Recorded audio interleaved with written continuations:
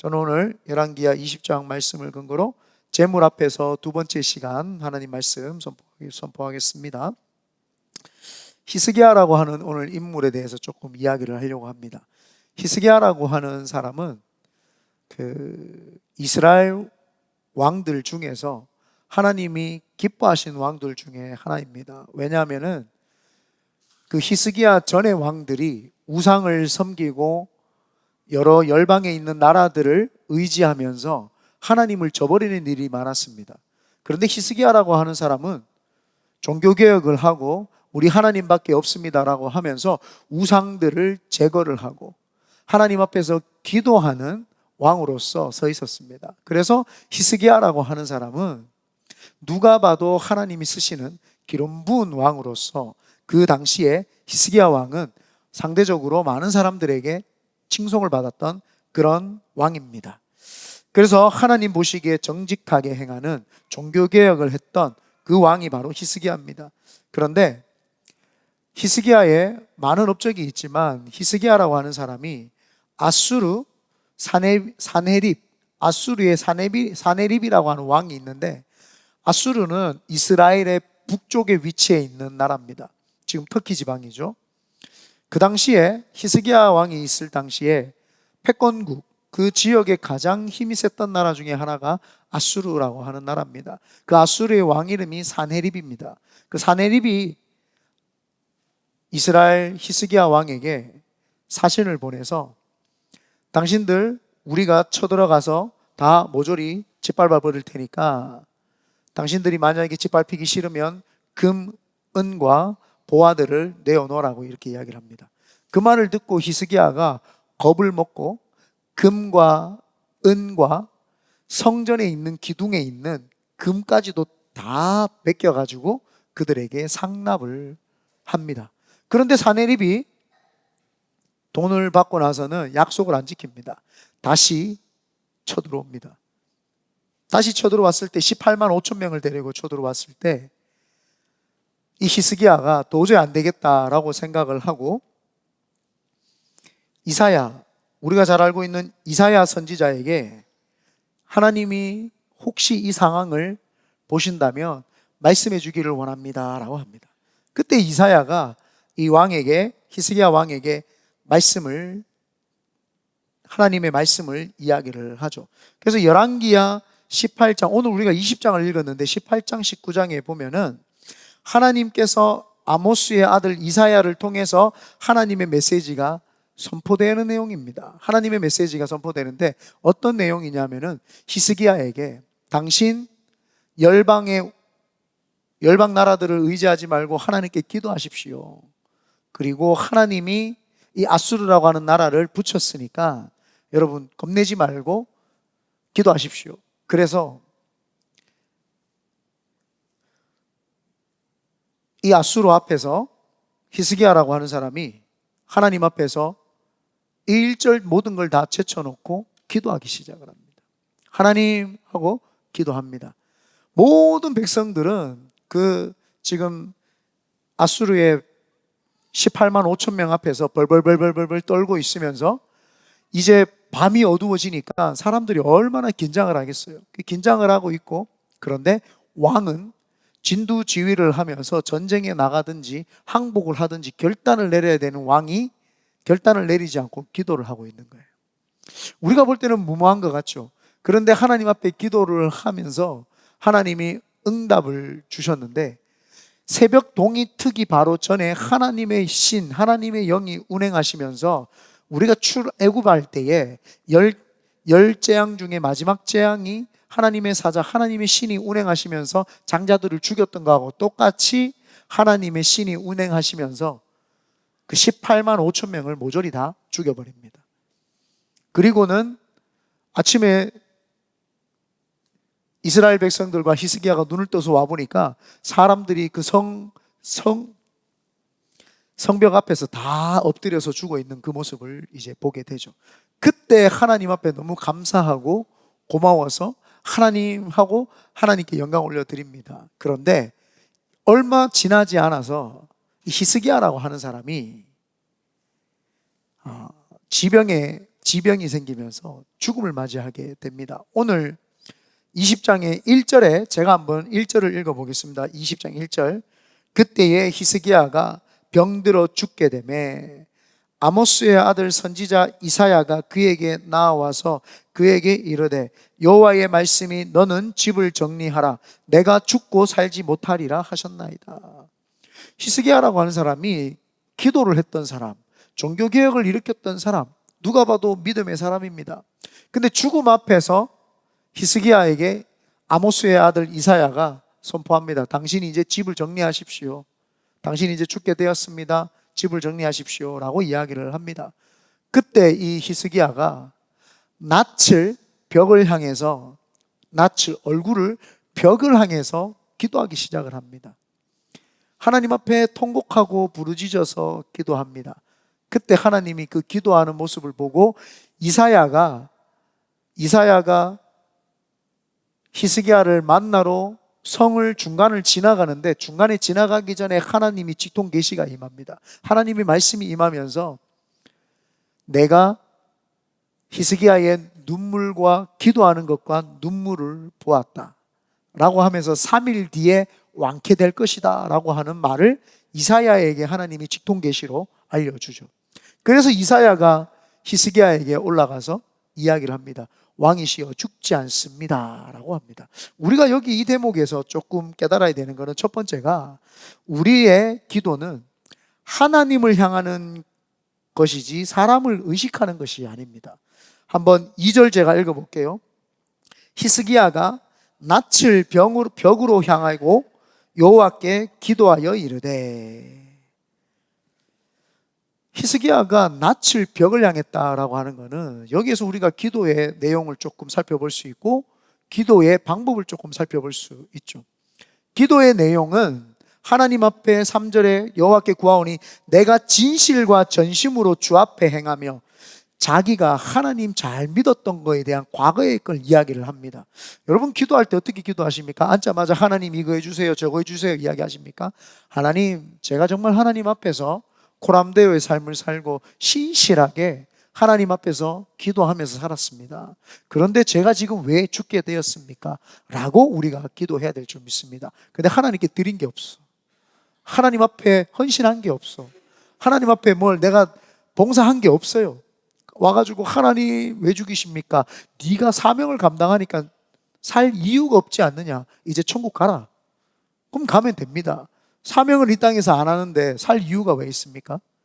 근데 여기 와서 히스기야가 기도를 하는 거예요. 하나님, 내가 하나님 앞에서 종교개혁도 했고 하나님 앞에서 기도로 나라를 다스렸고 하나님 원하는 삶을 살면서 비전을 이루면서 하나님이 통치하시는 신탁 통치가 있는 그런 나라로 제가 이 나라를 이끌어 갔는데 왜 지금 죽이십니까? 하나님 하면서 2절 하반절에 선하게 행한 것을 기억하옵소서 하고 히스기야가 심히 통곡하더라.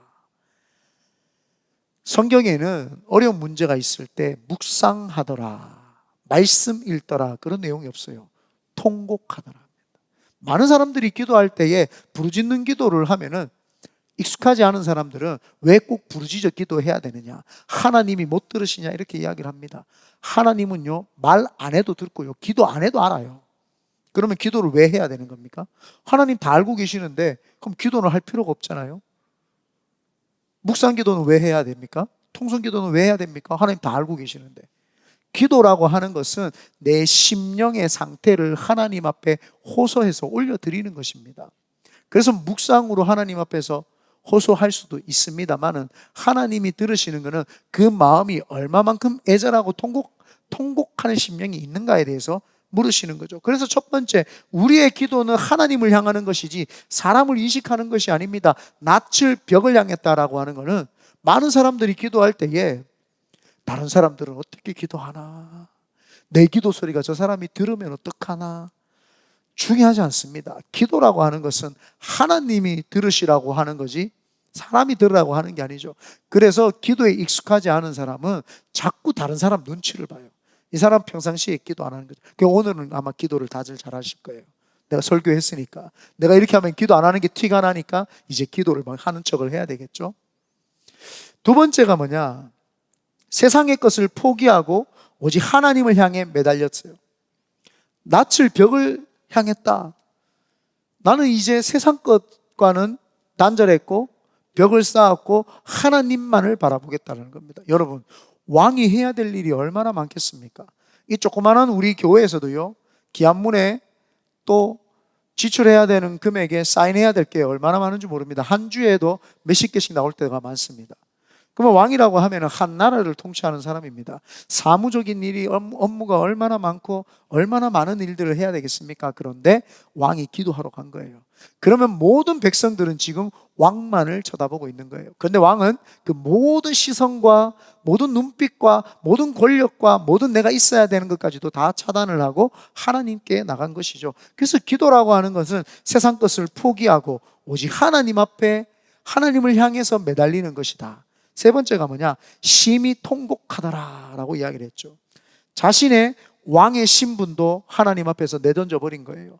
왕이 통곡하고 울고 몸부림치고 떼굴떼굴 구르고 막 소리 지르고 막 몸을 흔들어 제끼면 체면이 바닥에 떨어집니다. 그런데 히스기야라고 하는 사람은 왕의 신분임에도 불구하고 통곡하면서, 옆 사람들이 나를 어떻게 보든 왕이 체면이 있지, 고룩하게 왕으로서 위엄 있게 목소리를 내고, 예전에 코미디 프로그램에 보면은 항상 왕들의 목소리가 근엄해야 되는데 굉장히 얇게 이렇게 흉내 내시는 분이 계시더라고요. 지금 따라하려고 그랬는데 비웃으실까 봐 안 했어요. 왕이라고 하면은 목소리가 너무 얇으면 채통이 없는 것처럼 느껴져요. 그런데 지금 왕이 더 채통이 없는 것은 목소리가 얇은 정도가 아니에요. 이 사람이 벽을 쳐다보고 그냥 벽에서 혼자 소리를 지르고 울면서 막 난리법석을 떠는 거예요. 이거는 왕의 체면이고 뭐가 없어요. 왕은 절대 주권자인데 모든 백성들의 어버이다 말이에요. 제일 어른 되시는 어버이가 막 혼자 울고 부르짖고 있으니 사람들이 보기에 좀 어이가 없을 수도 있고 체면이 완전 바닥으로 떨어지죠. 그런데 그런 거하고 상관없어요. 내가 하나님 앞에서는 왕이 아니라 하나의 피조물로서, 한 사람으로서 하나님 앞에 나아간 것이죠. 그래서 히스기야의 기도를 통해서 우리가 내 신분, 자신의 왕의 신분도 하나님 앞에 내던질 수 있어야 되죠. 여러분들 신분, 여러분들 위치, 여러분들의 어떤 사회적인 덕망 중요하지 않습니다. 하나님 앞에서는 남자든 가장이든 아버지든 할아버지든 어머니든 할머니든 누구나 할 것 없이 내 가족이 있더라도 부르짖고 하나님 앞에 눈물 흘릴 수 있어야 참신앙입니다. 내가 사람들이 있다고 거룩한 척. 저는 대구 출신입니다. 대구에 가면은 우리 물댐교회 같이 훌륭한 교회들이 있지만 장로교 쪽에 가보면은요, 아직도 박수 치는 찬양을 못하는 분들이 굉장히 많아요. 어른들은 찬양이 나오면은 눈을 꼭 감고 계세요. 이게 거룩한 건 줄 압니다. 거룩함이라는 것은 하나님 앞에서 내 자신을 다 내려놓고 하나님께만 집중하며 내가 피조물로서 하나님 앞에 서 있는 그 모습이 거룩한 거죠. 그래서 하나님을 찬양할 때는 박수를 치고 소고를 울리며 퉁소를 외치며 할렐루야, 해 뜨는 데부터 해 지는 데까지 여호와를 찬양할지어다, 찬양하라 찬양하라, 하나님을 막 높여드리는 거죠. 그때는 춤을 춰도 괜찮은 거예요. 하나님 앞에서 몸부림쳐도 괜찮은 거예요. 우리는 히스기야의 기도를 통해서 이 모습이 우리에게 있어야 될 줄 믿습니다. 그리고는 이 기도를 통해서 하나님께서 이사야에게 응답하셨던 것처럼 내 기도를 들었고 내 눈물을 보았다. 하나님이 참 사람 한 사람 한 사람 세심하게 이렇게 만지시는 게 너무너무 감사합니다. 5절을 제가 읽어볼게요. 너는 돌아가서 내 백성의 주권자 히스기야에게 이르기를, 왕의 조상 다윗의 하나님 여호와의 말씀이 내가 내 기도를 들었고 내 눈물을 보았노라. 내가 너를 낫게 하리니 내가 3일 만에 여호와의 성전에 올라가겠고. 하나님이 눈물과 기도를, 이 대목은 기도원에서 많이 써요. 기도원 가면은 신령하신 좀 이렇게 여자분들이 기도해 주실 때 내가 너의 기도와 눈물을 보았고 이렇게 많이 기도해 주세요. 속지 마세요. 네. 하나님은 그런 분들을 통해서 신령하게 이렇게 하는 것이 아니라, 하나님은 내가 전심으로 하나님 앞에 통곡하고 부르짖을 때 그때 하나님 우리를 만나 주십니다. 개인적으로 만나 주세요. 근데 내가 깨달지 못할 때 자기 교회 담당 사역자, 그것도 깨달지 못하면 담임 목사, 그것도 진짜 못 깨달는다, 그럴 때 기도원에 가서 얻어터지고 맞고 하면서 이제 깨달는 그 정도 수준까지. 근데 내가 기도하면 다 응답을 받아요. 다 각자 개인이 응답 받으시기를 예수님의 이름으로 축원드립니다. 그래서 내 눈물을 보았다고 하면서 3일 안에 낫는다고 하면서 15년을 연장시켜 줍니다. 와, 이 히스기야가 가지고 있었던 지병이 뭐냐 하면은 쉬힌이라고 해서, 쉬힌이라고 해가지고 히브리어로 쉬힌인데 그 병이 종기라고도 표현이 되는데 그냥 일반 종기가 아니라 문둥병의 일종의 종기였어요. 그러니까 몸에서 아마 욕창보다도 더 큰 문둥병의 종기가 있어서 예루살렘 성전까지 걸어서 올라 못 간다. 그러니까 아마 하체 쪽에 종기가 있었지 않았을까, 이렇게 예상을 해봅니다. 문둥병이. 그래서 3일 만에 당신이 성전에 올라갈 수 있게 해드리겠습니다 라고 말씀을 하니까 이 히스기야가 이사야에게 이야기를 합니다. 증거를 보여주세요. 진짜입니까? 제가 살 수 있습니까? 정말 3일 만에 올라갑니까? 그렇게 믿음 좋던 사람이 생명 앞에서 이렇게 약해지는 모습이에요. 하나님이 말씀하시면 아멘하고 순종하던 사람이 지금 아모스의 아들 이사야가 선포했는데도 하나님의 말씀으로 못 믿는 거예요. 그러면 증거, 표적을 보여주세요. 그랬더니 참 이사야도 신기해요. 제 같으면 그냥 믿어라, 좀 믿음 없는 소리 하지 말고 믿으세요, 이렇게 말할 텐데, 좋습니다. 해시계가 있는데 해시계의 바늘이 지금 이쪽을 가리키고 있다면 앞으로 10도 움직일까요? 뒤로 10도로 움직여 드릴까요? 이렇게 묻습니다. 그랬더니 히스기야 왕이 앞으로 가는 것은 쉬울 것 같고 뒤로 가는 것이 좀 어려울 것 같으니까 뒤로 가는 것을 표적으로 보여주십시오 라고 해서 하나님이 그 해시계의 그 그늘이 뒤로 10도 가도록 만들어주죠. 여호수아라고 하는 사람이 태양을 멈췄던 것처럼 아얄론의 골짜기에 달아 멈출지어다 그 기브온의 태양아 멈출지어다 라고 하면서 태양을 멈췄던 사건이 비슷한 사건이 여기에 나타납니다. 해시계가 뒤로 이렇게 10도가 물러나는 거죠. 11절에 선지자 이사야가 여호와께 간구하매 아하스의 해시계 위에 나아갔던 해 그림자가 10도 뒤로 물러가게 하셨더라. 하나님이 히스기야를 살리시는 이유가 있어요. 제가 자주 아까도 이야기했던 사명이 있기 때문이에요.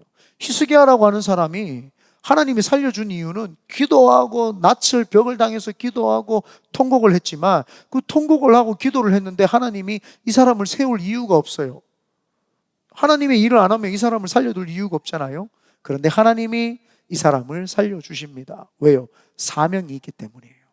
하나님이 하셨습니다 라고 하면서 하나님이 살아계십니다. 이 열방에 하나님만이 참신이십니다. 하나님이 다윗을 좋아했던 게 그거예요. 모든 이스라엘 백성들이 골리앗 앞에서 하나님의 이름을 하자도 꺼내지 못하는데, 엘로힘이라고 하는 야훼라고 하는 말을 한마디도 못하는데, 골리앗은 하나님의 이름을 저주하고 욕을 하는데 그 앞에서 아무도 하나님의 이름을 말하지 못하는데 다윗이 나는 만군의 야훼 이름으로 너에게 나아가노니 라고 하면서 창과 단창으로 나오는 너에게 만군의 여호와 이름으로 나갔죠. 하나님이 제일 기뻐하시는 게 뭐냐?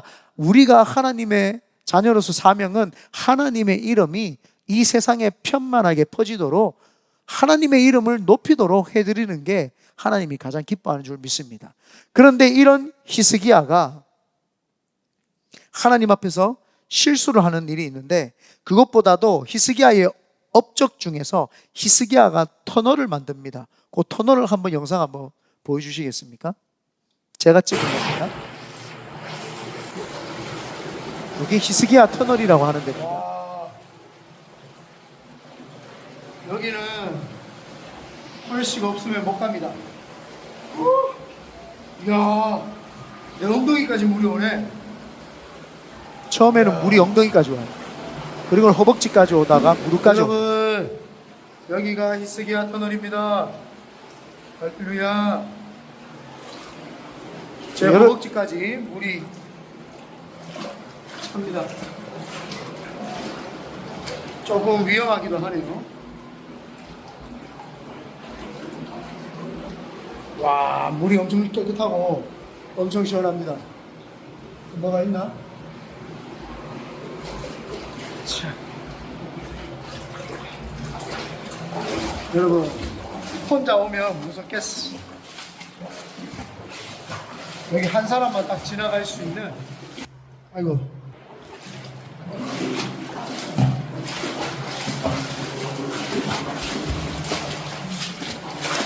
여기까지 보도록 하겠습니다. 이 히스기야 터널이 뭐냐면은 히스기야가 BC 701년경에 이 터널을 만들었어요. 예루살렘 성전의 동남쪽에 보면은 기혼샘이라고 하는 샘이 있습니다. 거기에서 기혼샘에다가 물이 공급이 되는 것이 실로암 연못입니다. 실로암 연못 들어보셨죠? 천사들이 갑자기 내려오면은 거기에서 거기 베데스다인가요? 저도 헷갈려요. 하여튼 그 실로암 다윗 성 그 시온이라고 하는 산에 다윗 성이 있는 그 옆에 여기도 동남쪽이네요. 동남쪽에 위치해 있는 실로암 물을 대는 데가 이 기온샘입니다. 거기에서 실로암 성전까지 533m 정도가 됩니다. 꽤 긴 거리죠. 그 긴 거리를 계속 S자로 이런 식으로 계속 만들어가지고 터널을 뚫었어요. 2727년경에, 지금으로부터 2727년경에 히스기야가 저 터널을 만들었어요. 왜 저 터널을 만들었느냐? 북방에 아까 있었던 아수르라고 하는 족속이 쳐들어오기 때문에, 쳐들어오면은 싸울 대비를 해야 되는데, 밖에서 만약에 샘물에다가 독약을 타버리면은 예루살렘 성 안에 있는 사람들이 그 독약을 먹으면 다 죽어버립니다. 그래서 이걸 어떻게 하면은 이 전쟁에서 물을 공급을 받을 수 있고 할까? 그래서 밖에 있는 기혼샘을 아예 덮어버립니다. 싹 다 덮어서 외부의 군인들이 왔을 때 여기가 샘인지 아닌지 모르게 만들어버립니다. 그리고는 그 깊이가 제가 기억에 한 7, 8층은 됐던 것 같아요. 7, 8층 정도 내려가야 됩니다. 기온샘을 7, 8층 정도 되는 그 깊이에 있는 기온샘에서부터 그때 당시에 측량을 어떻게 했는지, 측정을 어떻게 했는지 몰라요. 그래서 실로암 연못에서 기온샘에서 이쪽에서 서로 파나가기 시작을 합니다. 그래서 파나가면서 만나게끔 만들었죠. 그래서 아수르라고 하는 군인들이 쳐들어왔을 때 성 안에서 숨어 있어도 물 공급을 받을 수 있도록 했던 게 아까 조금 전에 봤던 기온샘입니다. 이렇게 히스기야라고 하는 사람은 문제가 발생했을 때 하나님께 기도하는 사람, 문제가 발생했을 때 주의 종에게 묻고 그 주의 종의 하나님이 주시는 말씀에 순종하는 사람, 낯을 벽을 대면서 몸부림치면서 사명을 위해서 목숨 걸고 기도했던 사람, 그리고 이 히스기야 터널을 뚫으면서 지혜를 발휘해서 그 이스라엘 모든 백성들을 살려냈던 사람이 바로 이 히스기야라고 하는 사람입니다. 근데 이 사람이 실수를 하나 합니다. 히스기야가 아프다는 소문이 온 열방에 퍼집니다. 그랬더니 바벨론이라고 하는 나라에서 동쪽이죠. 아수르는 북쪽이고 바벨론은 동쪽인데, 동쪽에 있었던 바벨론이 사신을 보냅니다. 당신 아프다고 하는데 괜찮습니까? 라고 하면서 편지와 함께 보물을 보내면서 당신 괜찮습니까? 라고 하면서 이렇게 사신이 옵니다. 근데 그 사신을 맞아들인 히스기야가 오늘 본문에 이제 읽었던 내용인데 13절 제가 읽어보겠습니다. 히스기야가 사자들의 말을 듣고 자기 보물고의 금은과 향품과 보배로운 기름과 그의 궁기고와 창고의 모든 것을 다 사자들에게 보였는데 왕궁과 그의 나라 안에 있는 모든 것 중에서 히스기야가 그에게 보이지 아니한 것이 없더라. 그 사신, 바벨론 사신들이 왔을 때 모든 창고를 다 보여주는 거예요. 금은 보화 창고, 무기고 다 보여준 거예요. 원래 아수르 사네립이 쳐들어왔을 때 모든 금은 보화들을 싹 뺏겨가지고 기둥에 있는 금까지도 긁어가지고 상납을 했던 사람이에요. 그런데 그 전쟁 18만 5천 명을 하나님이 다 하루아침에 물리쳐 주셨죠. 그래서 그 사람들이 전리품으로 다시, 그 사람들이 가지고 있는 것들을 전리품으로 다시 가져와서 지금 창고에 쌓여 있는 거예요. 그러면 이 전쟁의 승리자는 누구인가요? 하나님이시죠. 그러면 그 모든 재물과 열방에 있는 힘의 권력은 누구입니까? 하나님이시죠. 그런데 히스기야가 그 모든 재물과 그 모든 금은 보화와 모든 무기고에 있는 것들을, 무기들을 그 바벨론 사신들에게 다 보여주는 거예요.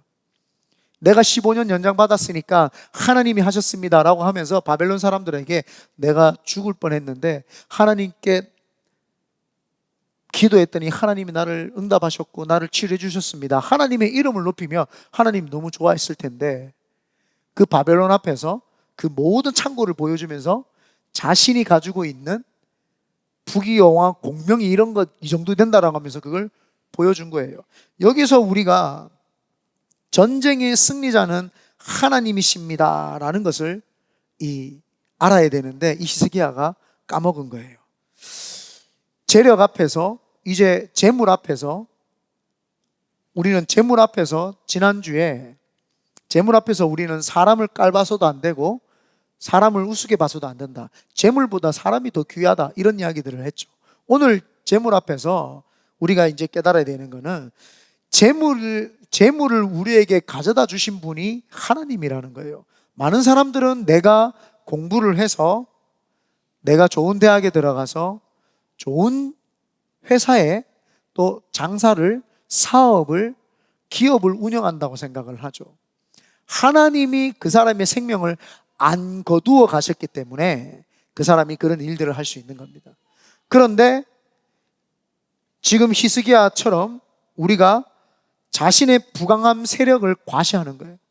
내가 이만큼 금이 있고 은이 있고 내가 무기고에 이만한 무기가 있다 라는 것을 막 과시하기 시작을 한 거예요. 이게 히스기야의 가장 큰 실수입니다. 재물 앞에서 히스기야가 실수를 하는 거예요. 하나님을 잃어버린 거예요. 히스기야가 15년 동안 하나님이 주시는 그 은혜를 받았음에도, 연장하면서 살 수 있는 은혜를 받았음에도 불구하고 하나님을 자랑하는 것이 아니라 전리품을 자랑을 하고 자기가 가지고 있는 부강함과 그 세력들을 자랑하기 시작을 했던 거예요. 왜 히스기야가 이 재물 앞에서 재물의 주인이 하나님인 것을 판단하지 못했을까요? 이거는 히스기야라고 하는 사람이 재물 앞에서 정치적인 동맹의 욕심이 들끓기 시작을 합니다. 아수르가 자꾸 쳐들어오니까 아수르를 견제해야 됩니다. 견제하다 보니까 자기가 가지고 있는 돈이 이만큼 있고 우리 돈이 이 정도 있으니까 바벨론하고 동맹을 맺자라는 거예요.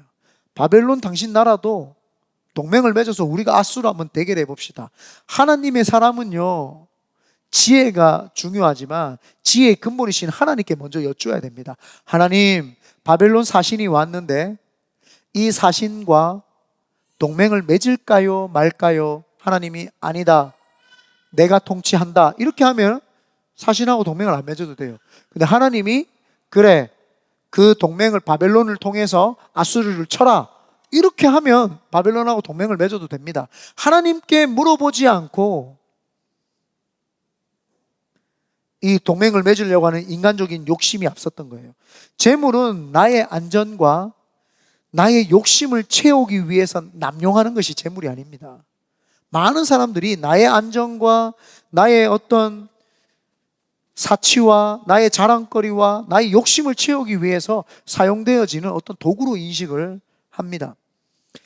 이 재물이라고 하는 것은 필요한 곳에 하나님이 원하시는 방식으로 흘려보내는 것이 하나님이 원하시는 재물인 겁니다. 근데 많은 사람들이 이 재물이라고 하는 걸 통해서 그렇게 하지 못하죠. 한 번은 제가 다니던 교회에 한 집사님이 계셨어요. 그 집사님은 참 누가 봐도 재물을 하나님께 잘 사용한다는 것을 제가 느꼈어요. 왜냐하면은 그분은 그 중장비 일을 했어요.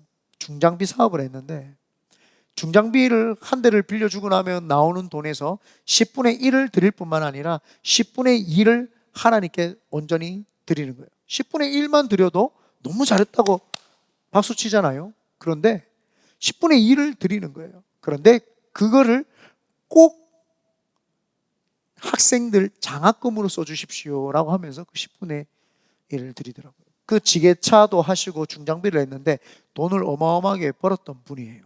그런데 그걸 아끼지 않더라고요. 그런데 신기하게도요, 한 번도 헌금을 했다는 티도 안 냈어요. 아무도 몰라요. 저는 주의 종이니까 연말 정산할 때 떼줘야 되니까 알고 있었는데 다른 사람들은 몰랐어요. 이분이 10에 2조를 하는지 1조를 하는지 어떻게 교회를 섬기는지 모릅니다. 그걸 보면서 제가 참 우리 성도들 가운데 참 믿음으로 사시는 분들이 꽤 있구나. 하나님 앞에서 믿음으로 반응하시는 분들이 꽤 있구나. 제가 그거를 많이 느끼게 되었죠. 그래서 말라기서에서는요, 이스라엘 백성을 향해서 말라기 선지자가 이름이 말라네요. 말라 선지자가 이스라엘 백성들에게 이야기를 합니다. 당신들은 도둑질을 했다. 우리가 언제 도둑질했습니까? 당신들은 도둑질을 했는데 하나님의 것을 도둑질했다. 이렇게 이야기를 합니다. 그랬더니 언제 우리가 하나님의 것을 도둑질했습니까? 그게 바로 11조와 봉헌물이다 라고 이렇게 이야기를 합니다. 하나님이 우주를 창조를 하셨어요. 돈이 없어가지고 네가 11조 내면 내가 기뻐, 네가 12조 내면 나 더 기뻐. 하나님이 돈이 없어가지고 11조를 내라는 게 아니에요. 우리 교회는 다 내는 걸 제가 알고 있기 때문에, 시험 안 되기 때문에 제가 편안하게 11조 이야기도 해요. 우리 교회 성도들 중에 11조 안 내시는 분 없잖아요. 당당하게 이야기를 합니다. 우리는. 네. 그 정도는 기본이죠. 가장 밑바닥의 신앙의 기본이 11조와 왜 술 마셔야 됩니까? 담배 피워야 됩니까? 뭐 이런 거는 그냥 밑에 깔고 가. 묻지도 말라고요, 우리는. 그런 질문들은 지가 하기 때문에 자꾸 질문을 하는 거야. 지가 11조 안 하면은 자꾸 왜 11조 해야 되나 물어봐. 그 담배 피우면 왜 담배를 꼭 피우면 안 됩니까? 성경에 안 적혀 있는데 이렇게 물어봐요. 술 마시면은 목사님 왜 꼭 술 취하지 말라 그랬는데 왜 술을 마시면 이렇게 물어봐요. 묻지 마세요. 그거는 기본 아주 저 밑바닥의 그냥 신앙입니다. 그래서 말라기 선지자가 했던 게 그겁니다. 하나님은요, 그 10의 1조를 통해서 무엇을 하느냐? 내가 너의 주인인 거 너 인정을 하겠느냐라고 묻는 거예요. 그때 우리는 당연하죠. 하나님이 내 삶의 주인이시고 직장도 내 하나님이 주셨고 내가 살 수 있는 모든 바운더리와 배경은 하나님이 주셨습니다. 내 구원자이시며 나의 주인 되시는 분은 바로 하나님이십니다 라고 하면서 우리 하나님을 찬양하는 진실된 마음이 11조에 담겨 있는 거예요. 그러면서 그 하나님이 받으시고 꿀꺽 하셨나요? 아니죠. 그걸 가지고 가난하고 홀벗고 굶주리고 지치고 낭망해 있는 자들에게 그게 쓰여집니다. 그래서 구약의 레위기의 신명기에 보면은 하나님이 뭐라고 이야기를 하셨냐? 고아와 객과 가부들이 이삭을 베다가 흘린 거는 줍지 마라. 11조예요. 모퉁이, 밭에 모퉁이는 베지 마라. 그거는 가난한 사람들을 주는 것이다. 하나님이 네가 나를 인정을 하면 내가 사랑하는 사람, 조금 물질이 없는 사랑하는 사람에게 네가 이 물질을 네가 나한테 낸 걸 내가 그를 도와주겠다라고 하는 하나님의 사랑이 깊이 담겨 있는 거죠. 그래서 11조라고 하는 걸 해야 됩니까? 말아야 됩니까? 그 율법 아닌가요? 이렇게 이야기해요. 율법이 있기 이전에 아브라함 때는 율법이 없었어요. 근데 아브라함이라고 하는 사람은 멜기세덱의 반차를 따라서 하나님께 드렸죠. 그걸 더 이상으로 지나가면은 가인과 아벨이 하나님께 제사를 드릴 때 예물을 드렸던 그 모습들이 바로 11조의 겁니다. 그냥 하나님을 인정하는 것이죠. 그래서 하나님이 히스기야에게 듣고 싶었던 게 뭐예요? 하나님을 인정합니다. 이거 하나님 겁니다. 창고를 보여줄 필요 없이 내가 15년 연장해서 살 수 있었고 내가 아수르라고 하는 나라가 쳐들어왔을 때 바벨론하고 동맹을 안 해도 우리 하나님이 18만 5천 명을 물리쳐 주셨습니다. 우리 하나님이 전쟁의 신이십니다. 하나님밖에 없습니다 라고 이야기를 하면서 바벨론 사신에게 이야기를 했으며, 고스란히 돌아가서 히스기야 왕이 살았다는 것은 그 나라에 섬기는 하나님이 해줬다던데요. 그분이 하나님이 15년 살려주셨다던데요 라고 바벨론에게 증거를 했겠죠. 그러면 그들이 하나님의 이름을 듣고 두려워서 안 오게 되겠죠. 근데 이사야 선지자가 이 히스기야에게 이 말을 전합니다.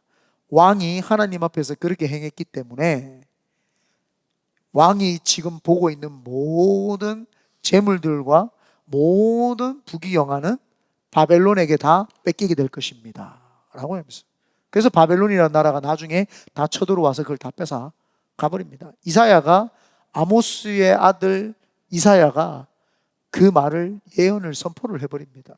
그런데 히스기야가요, 말년이어서 그런지 정신이 온전치 못한 것 같아요. 뭐라고 이야기한지 아십니까? 하나님이 하신 말씀이 선하도다 이렇게 이야기를 해요. 목사님 맞는 말 아니에요. 그 선하도다라는 말이 뭐냐면, 나는 나 때는 괜찮아 이 말이에요. 나 때는 괜찮고 우리 아들 때 이루어진다는 거지, 우리 후손 때 이루어진다는 거지, 나 때는 괜찮아 이렇게 이야기를 하는 거예요.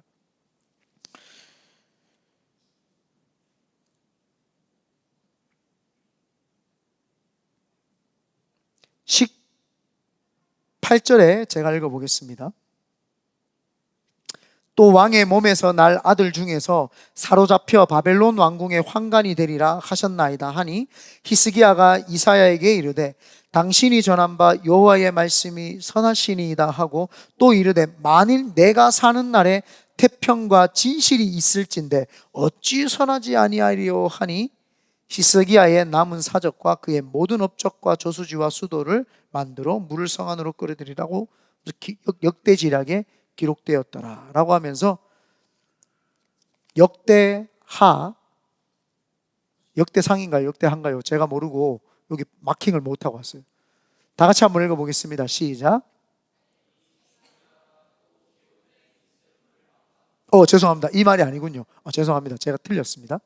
죄송합니다. 제가 말씀을 좀 헷갈렸나 봐요, 오늘 연구하다가. 그래서 이 히스기야라고 하는 사람이 하나님께 종교교육도 했고 그렇게 기도를 하던 사람이었는데, 말년에 하나님 앞에서 버림을 받았던 이유가 뭐예요? 재물 앞에서예요. 나는 우리 성도님들이 재물을 뛰어넘는 그런 믿음을 가지기를 예수님의 이름으로 축원드립니다. 재물은 그냥 우리가 사용하는 도구이고 하나님이 주신 거를 흘려보내는 도구에 지나지 않습니다. 그 이상도 그 이하도 아니에요. 좀 많으면 그냥 좀 편하고요, 없으면 조금 불편할 뿐입니다. 그러나 여기에는 아무도 불편한 사람이 단 한 명도 없습니다. 그래서 지금 사는 것에서 족하고 감사해도 되고, 더 많은 재물이 들어오면 그거는 나눠주고 구워주고 베풀어주면서 이 열방을 향해서 헌신하시면 됩니다. 오늘 신약으로 넘어오면은요, 히스기야와 대조적인 인물이 하나 나옵니다. 바로 삭개오라고 하는 사람입니다. 신체적으로 키가 작은 핸디캡이 좀 있었던 것 같아요. 저하고 비슷했던 것 같아요. 그가 남들에게 뒤지지 않기 위해서, 키가 작은 핸디캡이 있으니까 남들한테 안 뒤져야 되잖아요. 안 뒤지기 위해서 머리가 좋아야 되죠. 핸디캡이 있는 사람들은 그 핸디캡을 커버치기 위해서 뭔가를 다른 거를 이렇게 찾기도 하죠. 어떤 사람은요, 키가 작고 힘이 약한 사람은 말수를 줄이는 사람이 있어요. 무게감이 떨어질까 봐 말수를 줄이는 경우. 저 같은 경우에는 키가 작고 왜소하니까, 지금은 제가 뭐 어깨도 넓고 막 힘이 있지만 어렸을 때는 왜소했어요. 왜소하니까 뭐 주먹밖에 없었죠. 내 싸움하고 다녔어요. 맨날 나를 지키는 길이 그거밖에 없으니까 맨날 싸움을 했었죠. 그렇게 자기의 핸디캡을 포장하는 경우가 많습니다. 그래서 이 조세도급제라고 해가지고, 이 조세도급제가 뭐냐 하면은, 그때 당시가 로마의 식민지로 있었던 상태였습니다. 근데 이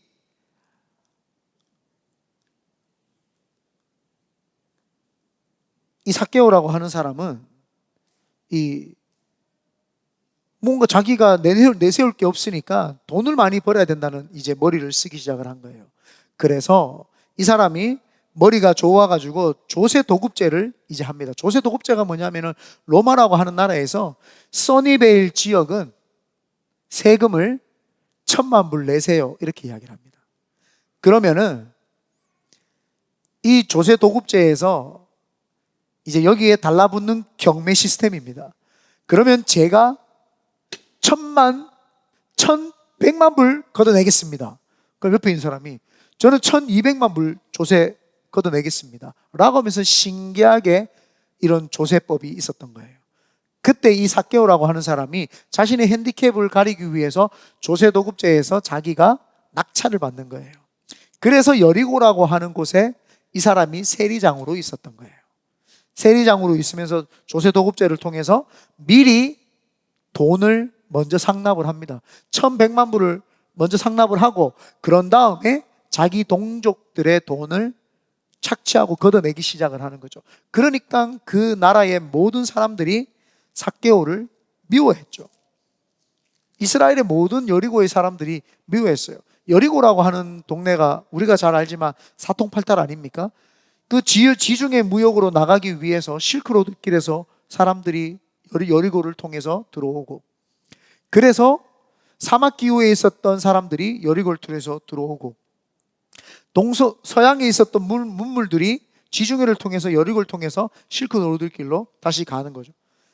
그래서 여리고라고 하는 곳에는 장사치들이 모이고 또 예배하는 자들이 모이고 그 다음에 많은 음식점들이 모이고 또 이런 술집이나 이런 것들이 많이 모였던 곳, 여기가 바로 여리고입니다. 그러니까 일반 이스라엘의 세리장들보다 훨씬 많은 돈을 가지고 있었고 벌었던 사람이 바로 이 삭개오입니다. 그래서 이 조세 도급제를 경매를 하려면 어떻게 해야 돼요? 높은 지위를 얻어야 되잖아요. 그러니까 세리장이가 되기 위해서 여러 많은 정치 지도자들에게 줄을 대어서 로마에다가 줄을 대기 시작을 하고, 그래서 이 사람은 굉장히 머리가 좋았을 뿐만 아니라 높은 지위를 얻기 위해서 권력과 유착관계도 잘 이루어지고 있죠. 그리고 같은 동족의 돈을 착취해야 되니까 얼마나 독종입니까? 이 사람은 물질 앞에서 그냥 막 독종의 인생을 살았던 사람입니다. 경제적인 수완과 권력이 얼마나 대단했던지 정말 이 삭개오라고 하는 사람은 눈뜨기 힘들 정도로 악한 사람입니다. 근데 히스기야와 되게 대조가 되죠. 히스기야라는 사람은 정말 하나님께 기도하고 이랬던 사람인데 재물 앞에서 나중에 멸망하게 되죠. 그런데 이 삭개오라고 하는 사람은 처음부터 악독해요. 재물 앞에서 악독하고 더럽고 추하고 동족을 괴롭힐 정도로 그런 악랄한 사람이었어요. 그런데 그가 예수님을 탁 만납니다. 예수님이 여리고를 지나간다는 소문이 들립니다. 이 사람도 히스기야하고 똑같이 체면을 내려놔요. 히스기야도 왕임에도 불구하고 체면을 내려놨던 것처럼 자신의 핸디캡이 있음에도 불구하고 뽕나무라고 하는 도구를 사용해서 올라갑니다. 얼마나 체면이 구겨져요. 돈도 많겠다, 권력도 있겠다, 사람들이 보면은 약간 의시되면서 다니도 시원찮은데 갈 곳이 없어서 뽕나무를 이렇게 올라가가지고 있었던 거예요. 예수님이 도대체 누구인가? 돈을 그렇게 많이 가져봐도 마음이 허하더라는 거예요. 삭개오는 마음이 허해요. 그러니까 예수님의 소문을 들으니까 참 저런 분은 도대체 누구인가? 나는 내 핸디캡을 덮기 위해서 돈으로 나를 찍어 눌렀는데 도대체 돈도 상관없이 모든 이스라엘 백성들이 칭송을 하고 다윗의 자손 예수여 막 하면서 환영을 하고 저 사람은 도대체 누구인가 보고 싶었죠. 그때 예수님은 벌써 삭개오를 알고 계셨어요. 아이 컨택을 하시죠. 수많은 무리들이 있는데 예수님은 삭개오를 정확하게 바라보시면서 삭개오에게 이야기를 합니다. 삭개오야, 내려오라. 오늘 내가 네 집에 유하여야겠다. 예수님이 아이 컨택을 하는 순간 아마 전율이 있었지 않을까요? 전율이 임하면서 도대체 이게 무슨 일인가? 그러면서 그는 예수님이 자기를 만나주는 순간 자기의 재산의 절반을 그냥 가난한 자들에게 풀어버립니다. 그리고 내가 합법적으로 받은 것이 아니라 착취한 게 있으면 4배를 갚겠다고 선언을 합니다. 재물 앞에서 히스기야라고 하는 사람은 하나님을 자랑하는 것이 아니라 자신의 힘과 자신이 가지고 있는 돈의 위용을 자랑을 했는데, 이 삭개오라고 하는 사람은 그렇게 평생을 돈을 모아가지고 의기양양하게 있다가 예수님을 딱 만나는 순간 이게 내 것이 아님을 직감적으로 알았던 거예요. 이게 내 것이 아니고 하나님 것입니다 라고 하면서 절반을 그냥 하나님 앞에 드려버리는 거죠. 우리가 재물을 볼 때 이건 내가 하나님을 만나는 통로로서 봐야 되는데, 히스기야는 재물이 하나님을 잃어버리는 통로가 됐고요, 삭개오는 재물을 통해서 그 허한 심령, 돈을 벌어봤자 되지 않는 그 허한 심령이 하나님 앞에 나아갈 수 있는 도구가 되었던 것이죠. 나는 여러분들이 재물이, 여러분들의 돈이 여러분을 빨리 교회 나올 수 있는 수단이 되길 바라고요, 여러분의 재물이 예수님 앞에 빨리 나아가야 되는데 건강한 몸을 가지기 위해서 음식을 먹는 그런 재물이 되길 원하고요, 나는 여러분들의 그 재물이 하나님 앞에 다가갈 수 있는 통로가 되기를 바랍니다. 그때 하나님이 놀랍게 역사하는 줄 믿습니다. 그래서 예수님을 만난 그 삭개오는 인생이 달라지죠. 그런데 참 예수님, 내가 너희 집에 유하여야겠다, 삭개오의 집에서 밥만 먹을 뿐만 아니라 잠까지 청하셨어요. 아마 삭개오의 인생에서 가장 행복한 날이지 않았을까. 근데 이거를 인본주의적으로 해석을 하면 삭개오의 집이 부자에서 컸기 때문에 제자들하고 다 들어가려면은 삭개오를 선택했다, 이렇게 설교를 하는 사람이 있어요. 그 고목 꿀방 한번 때리고 싶습니다. 그런 건 자유주의 신학적으로 그렇게 해석을 하는 게 아니에요. 삭개오의 집이 부자고 크니까 12제자들을 다 데리고 들어가려면 큰 집이 필요했다, 어떤 그런 설교를 해요. 이 은혜를 그냥 아주 그냥 이상하게 만들어 버리잖아요. 자유주의 신학은 그래서 우리하고는 거리가 멀어요. 하나님이 여기에서 보여준 게 뭐예요? 하나님은, 그래서 마지막 절에 누가복음 제가 한번 찾아드리겠습니다. 누가복음 19장 10절에 9절에부터 읽어볼게요. 9절부터 다 같이 한번 읽어볼까요? 시작. 예수께서 이르시되 오늘 구원이 이 집에 이르렀으니 이 사람도 아브라함의 자손이미로다. 인자가 온 것은 잃어버린 자를 찾아 구원하려 하심이라. 예수님이 잘 데가 없어서 간 게 아니라 삭개오를 구원하시기 위해서 오신 것이죠. 그래서 삭개오라고 하는 사람이 구원이 언제 일어나요? 인자가 온 것은 오늘 구원이 이 집에 이르렀다. 오늘 구원이 이 집에 이르렀다. 인자가 온 것은 잃어버린 영혼을 찾으러 왔다. 주님이 이렇게 이야기하시잖아요. 구원이 언제 일어나요? 내가 죄가 있다라는 걸 깨닫고 회개할 때 구원이 일어나는 거예요. 아멘. 내가 죄인이구나라는 걸 깨닫고 회개. 그러면 지금 삭개오의 모습은 뭐예요? 재물 앞에서 재물이 내 인생의 방패막이가 될 거라고 생각했는데 예수님을 만나는 순간 재물이 거쳐지면서 내가 죄인이었구나라는 걸 깨닫고, 내가 죄인이었구나라는 걸 깨달는 순간 회개하면서 재산을 다 팔았던 거예요. 반을 그냥 드렸던 거예요. 그러니까 회개라고 하는 거는 말로만 하는 것이 아니라 메타노이아, 돌이키는 거예요. 말로만 나 회개합니다. 내 옆에 있는 사람을 때렸어요. 미안해 하면 안 돼요. 미안해 하면서 반창고라도 하나 사줘야 되는 거죠. 미안해 하면서 내가 뭐 밥이라도 한번 사야 되는 거죠. 그게 그거죠. 근데 한 차례 때려놓고는 상처가 났어요. 미안해 말만 했어요. 그거는 진짜 미안한 것이 아니죠. 교통사고를 모르고 팍 냈어요. 미안해 하면 돼요. 병원에 데려가가지고 그 사람을 치료해줘야지 미안한 거죠. 잘못했을 때는 행동까지 보여야 되는 거예요. 우리가 어떤 잘못을 했더라도 하나님 앞에 회개했다, 그럼 그 행동으로 그것까지 이뤄내야 됩니다. 그때 메타노이아가 일어나는 거죠. 돌이킨다. 가던 길을 멈추고 돌이키는 거예요. 내가 돈을 착복했던 사람이면 돌이키는 게 뭐예요? 돈을 안 착복하고 나눠줘 버리면 되는 거예요. 여러분들이 지금 짓고 있는 죄는 혹시 무엇일까요? 제가 짓는 죄는 혹시 무엇일까요? 그러나 우리는 이제 예수 그리스도 안에서 죄 짓는 존재로서 사는 것이 아니라 성령과 함께 하면서 나사렛 예수님의 이름으로 명하노니 내 속에 성령님이 계시다. 하나님, 죄를 깨닫게 하여 주시옵소서. 제가 깨달아지면 회개하고 돌이키게 하여 주시옵소서 라고 고백할 때 하나님의 성령이 깊이 자리 잡고 내 심령에 이제야 내가 하나님을 만났구나. 그 전에 내가 발버둥을 쳤는데 내 잘못된 것들에 대해서 회개하고 돌이키지 않으니까 늘 내 마음이 공고했구나. 예수를 믿어도, 예배를 드려도, 기도를 해도, 하나님 앞에 아버지라고 부르지도 내 심령이 그렇게 하고 공허하고 태초에 흑암이 있었던 것처럼 내 마음이 왜 이렇게 공허했는지 몰랐는데, 내가 성령을 받아들이고 내 마음이 회개가 일어나고 잘못된 것에서도 돌이키는 순간 내가 하나님이 내 속에 들어와서 잘했다. 너는 내 아들이다. 내가 지명하여 불렀나니 너는 내 것이다. 이제 네가 내 자녀가 되었구나. 그러므로 죄로부터 해방이 되니까 내 마음속에 허한 게 없어요. 당당한 거예요. 예수 이름이면 다냐? 예수면 다다. 예수면 다냐? 예수면 다다. 내 속에 예수로 꽉 차기 시작을 하는 거죠. 이게 바로 히스기야와 이 삭개오의 물질을 앞에서, 재물 앞에서 극명하게 달라지는 모습이 보이는 거죠. 히스기야는 하나님의 것을 자신의 것으로 인식을 하고 자신의 정치적인 수단으로 사용했다면, 돈이 인생의 전부였던 삭개오는 예수님을 만나고 돈은 그저 도구에 불과하다는 것을 깨달은 진정한 변화가 있었던 사람.